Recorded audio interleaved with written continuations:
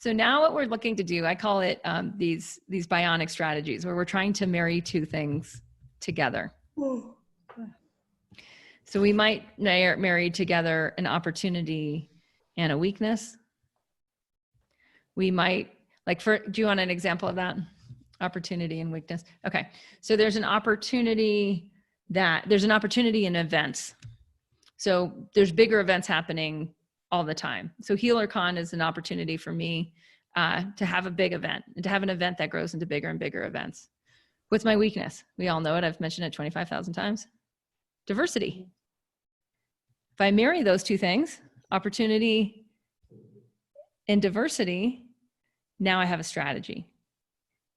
Now I have something I can work in. What if HealerCon is the way I can bring together a more diverse community around healing? Seems so simple, doesn't it?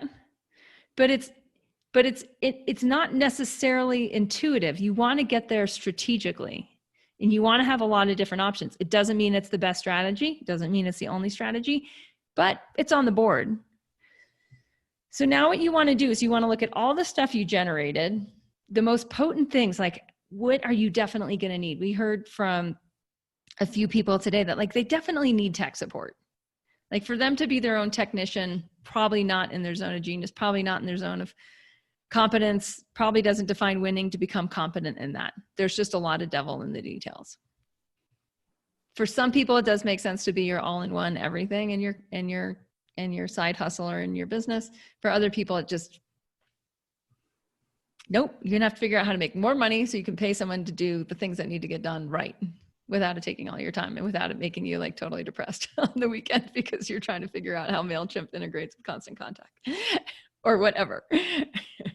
Okay, so go ahead. I want you to come up with, again, we're going to go for quantity over quality. So try to marry and get 6 to 10 strategies. Out of marrying, you're just joining together some of those skills, assets, resources, strengths, weaknesses, threats, opportunities. You're just trying to merge some of these things together. So there's a sentence stem that can work with this, and it's how might I? So how might I combine my weakness and diversity with my opportunity to create a conference? So for some of us who are getting stuck, just put that sentence stem in there. How might I leverage the accomplishment of having written a book with the opportunity of online book sales? So you're just trying to this is a very generative, creative part. And you just want to make sure that you're writing down the most important things. You're really looking for, if you don't attack this thing that's probably stood in your way in the past, whether it's time management as a weakness, with an opportunity of amazing online time management tools, then, and that's what's going to keep you from succeeding, then you're not doing this part right. So to do it right, you just have to be super honest with yourself of what do you need to have strategy around? All right. Anyone's brain hurt yet? Yes. That's what we don't tell you in the marketing material. But it's like any muscle. You just when you start to strengthen your strategy muscle, when a big problem arises, you apply strategy. You apply these structures around strategy, and they're all in Master Review. They're all in the book. There's nothing that I'm talking about today that's not coming right from there. And so when that happens, there's puppy's awake. There's an ability to think about something in a structured way that'll give a different result than thinking about it in an unstructured way. And it also gets you out of the emotional body. The emotional body is very helpful in this, in terms of just realizing what are the big issues going to be, and matching those with what are some of the bigger accomplishments and what are some of the bigger strengths that you have that you've got to shine that light brighter. Right? Because there's certain things like that some people call it imposter syndrome or whatnot. I meet tons of healers in my work, as someone who guides wellness pros into making more money and having a better life and having a bigger impact. I mean, a lot of wellness pros who they've got the skills, they've got the 10,000 hours, they've got the 50,000 hours. What they need to do to like for next level is shine the light. Like they need to point the spotlight on them. And they're right. And there's this willingness to be able to do that. That grows with time. So these muscles over time, they help you like realize like, oh, I guess that part's non-negotiable in this next level. So I better figure out how to do that. Right. And so if the emotional body's resistant to that, sometimes that's a sign of like, oh, that's just who I've got to become next. And then when you do it, you notice like, oh my gosh, it was actually really fun. And I met all these other people and oh my gosh, like these other opportunities started to come in and now my SWOT's really different because there's these opportunities that I wasn't even aware of before, like events or a thing or, you know, whatever it is. And that's usually how this stuff works. Okay. I like Katie's comment on cats. Cats will let you think you've trained them. Yeah. My Russian dog owner, she was like, I don't have cats because cats treat you like the servant, whereas dogs you can train to serve you.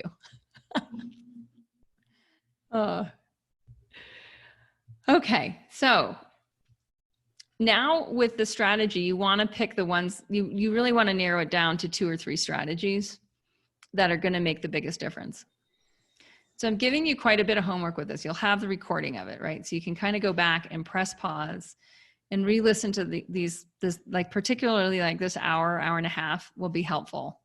Just listening and going back and being like, okay, what are the 3 strategies? And you might need to mix some strategies with others. That part for me usually takes a couple of hours. If I'm willing to sit with it and do it right, I'll usually choose early morning hours and I'll usually be caffeinated and I'll have exercise. Like I treat it as a peak performance exercise because I want every brain cell in an on state. So for me, that means I'll go to bed early. I'll be hydrated. I'll do some like cool Michael Sealy hypnotic meditation when I go to sleep. When I wake up, I'll hydrate, eliminate, exercise, cold plunge, do 2 hours of bionic strategy work. Because what I want to come out with is before I apply my strategy into the field of time, I want to make sure I've got the best strategies. I want to make sure I've really highlighted exactly to the best of my knowledge at this point, what I need to do to move the needle forward, what I'm really going to need, who I'm going to need, what I'm going to need, what skills, tools, who, relationships, what I can leverage to make it happen in a much easier way. So back to that healer example, if a healer is willing to leverage their wellness skills, marry that to a weakness around exposure, that's not a bad strategy. How do I amplify my exposure on my specific healing skills? How do I be more helpful to people and expose that? Okay, I want to take, I just want to make sure this is clear. So the next stage of this is where you hone your strategies into 2 or 3 strategies. More is not better. It's as many as it takes and to the best of your ability to get it done. So some of you know you need a strategy that involves time management. Some of you know you need a strategy that involves techie support. Some of you know you need a strategy that really accounts for the other things that are winning, which might then mean that you're doing, less things with other people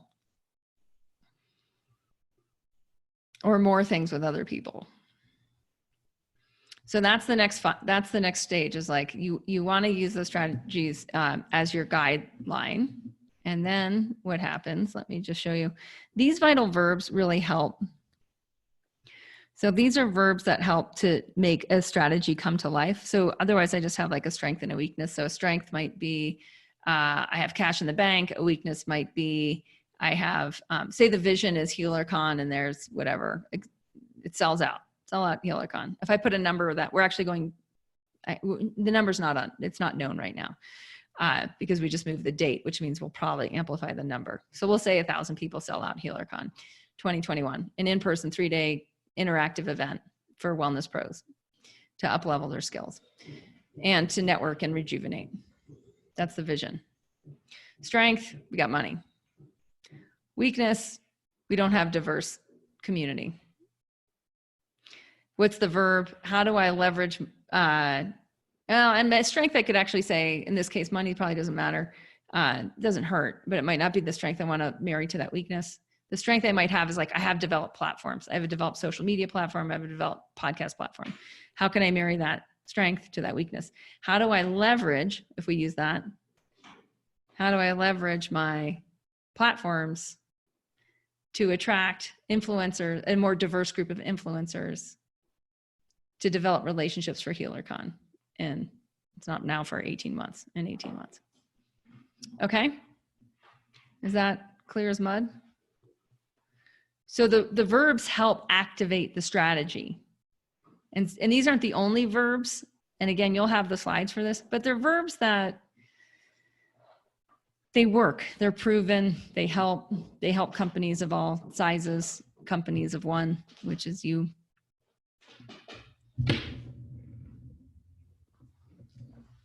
All right. So at that point, you have the beginnings of a game plan.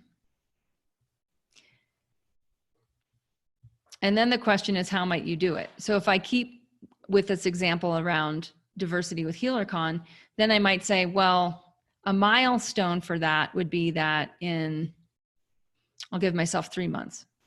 In 3 months, I have six influencers on my podcast that have a niche in wellness and diversity.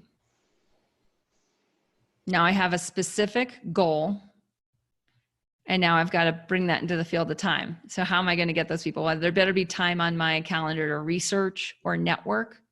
I might do some of my own research. I might do that an hour a week, but I also might just pick up the phone. Or for those of you who still use phones, I might pick up the phone and call my people that I know are intersecting in wellness and diversity and see who they recommend. That might be faster, but I need to schedule either of those activities in. So do you guys see how the strategy went to a milestone? The milestone is 6 people who are influencers in the diversity and wellness space on my podcast within 3 months. And now I can bring it down into my calendar. Well, each week I'm going to allocate an hour of time to my own research and an hour of time to phone calls. So if I have an hour of time for phone calls, I might need to schedule those phone calls so that they actually happen. So then I might allocate a half an hour time to scheduling. And that would be 2.5 hours a week that I would now need a time block for. So if I did that, do you guys think I would nail it? Do you guys think I would have 6 people on my podcast and start developing some relationships? Yeah. Do you think it's a good strategy? And it's a good strategy because I'm leveraging a strength and by marrying it to a specific weakness. So the good thing is that it only hurts your brain in the critical issues part and the bionic strategies part. Like the critical issues, SWOT, and bionic strategies, that's the only time it really hurts your brain. And it's finite. It doesn't go on and on. It's just it's a process to move through, and it's a skill to strengthen. At some point, you'll look forward to it. At some point, it won't hurt your brain so much. Or if it hurts your brain, you'll be like, oh, I love this feeling. Just like those of you, like I ride my bike up the mountain and I kind of love the burn some days when I'm hydrated and ready for it. I kind of love the burn. Comments? Y'all just like over the Zoom screen, want to get out of here. Can you hear me? Flora, hi. Hi, can you explain the bionic strategies again? The strength plus one weakness. How do you Yeah. Tell me what, so one of the ways like let's figure one out for you. So what is a critical issue? So a critical issue is something that like, if you don't address it strategically or with a strategy, there's no chance. There's really no chance of this future vision coming into fruition. So what might that be for you? So let's just talk about that casually. We're not going to try to get it right. We're just going to try to get in the right ballpark. Okay. So what is my strategy? No, what's a critical issue? Critical issue is focusing. Okay. And what do you in terms of your vision, like what is winning next for you? How would you know if you're at the next level of the vision for your life? Well, I'm reinventing myself again. So, trying to create a tiny healing house where I live. And I have. Cool. So that's the vision. You have a tiny healing house. Are you renting it or are you living in it? It's my own little home. Your house. It's in a fantastic location and it's just me. And I would like to have someone come here for maybe start off on the weekends and do like a weekend retreat where I help them find out their constitution and show them how to cook and exercise and then go on to weeks. Beautiful. Retreats. So what could stop that from happening? Like what are going to be the hardest things to do that you have a good sense of like, you're going to need to do that, or that's going to need to get done? Building the website and getting the word out. Okay, great. So website and exposure. Yes. Great. So those are going to be under weakness, right? Because they don't exist. Definitely. Under weakness. So is there a strength that you have that might help you do those things or get those things done? Willingness. That's huge. Never underestimate willingness. I know. And that's like my biggest one. You're willing. You're willing to learn what you need to learn. I have a lot of obstacles, like learning things and being on track, but I am willing. What are you willing to do? I'm willing to do, at this point, I'm willing to go all in because I can't massage for the rest of my life. So I need to think of something else. And this has been my dream for, a few years now. Okay. And now with COVID and all that, I was thinking, well. Are you willing to invest?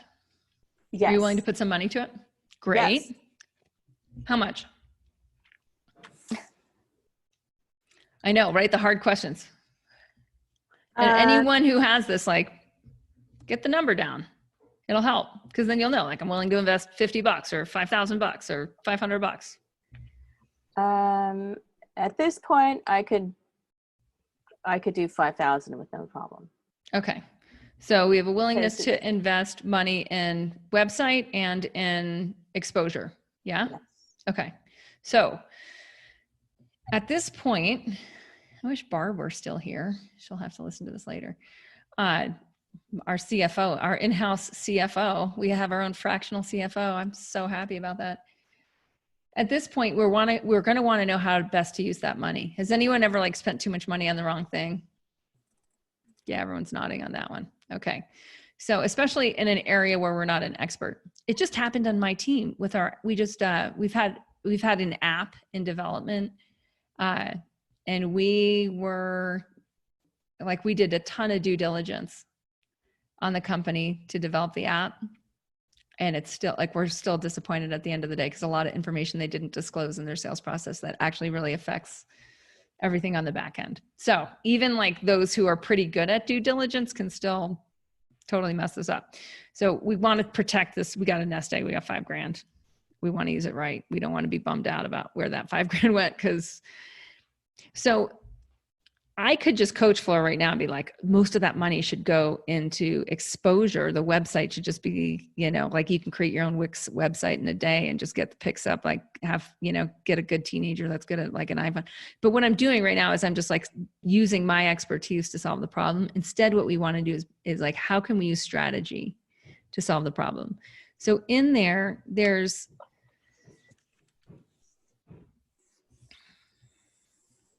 when you have an asset like money, because money's so liquid, it can go really fast. Okay, I got to take off my crown. I could spend more if I had to, but just no need. Yeah, no need. But what we need is someone. We have a weakness in knowing how to best spend that money.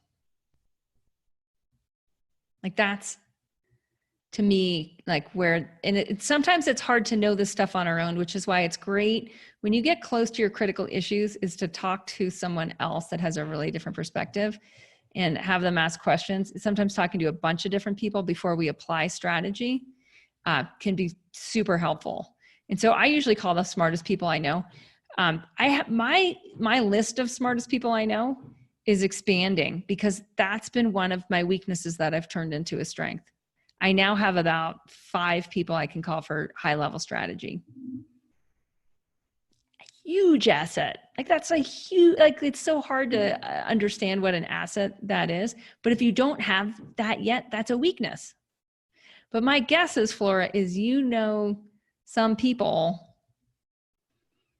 that might be really good at this, who might be on the conservative side financially, who might just kind of help you be able to develop some insight around this, or develop this into